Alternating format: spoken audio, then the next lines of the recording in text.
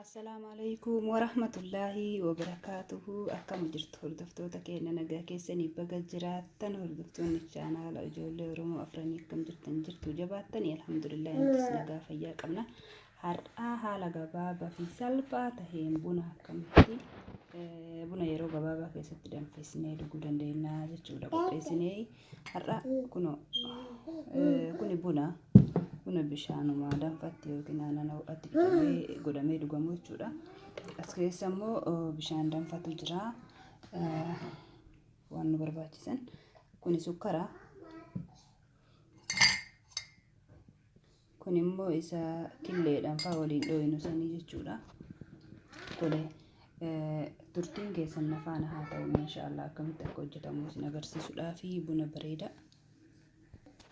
Kuno hordoftoota kiyya amma burcuqqoo tana keessa buna fal'aanaa xiqqaa tokkoo fi akkasumas buna fal'aanaa xiqqaa tokkoo fi sukkara fal'aanaa xiqqaa kanatu jira jechaadha.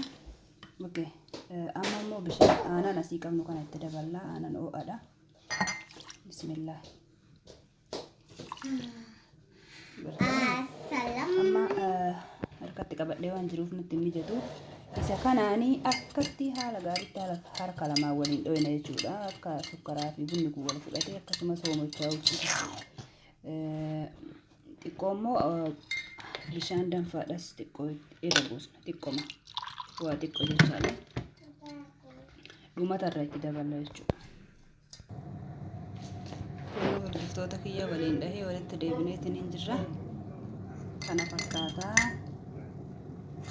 Akkuma argitanii amma bishaan danfaa itti dabalanna.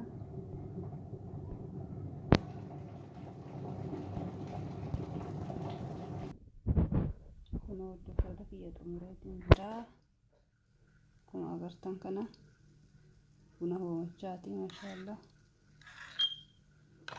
Kana fakkaataa.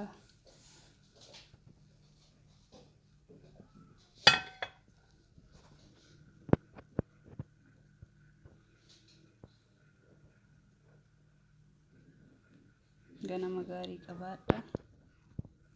Namni akka kiyya buna jaalattan iddoo hojiitii fi bakka adda addaatti illee maashina bishaan danfisuu qabaannan yookiin aannan danfisuu qabaannan haala salphaa ta'een akkatti hojjetanii dhuguun hin danda'ama jechaadha. Maashaallah baay'ee namatti tola.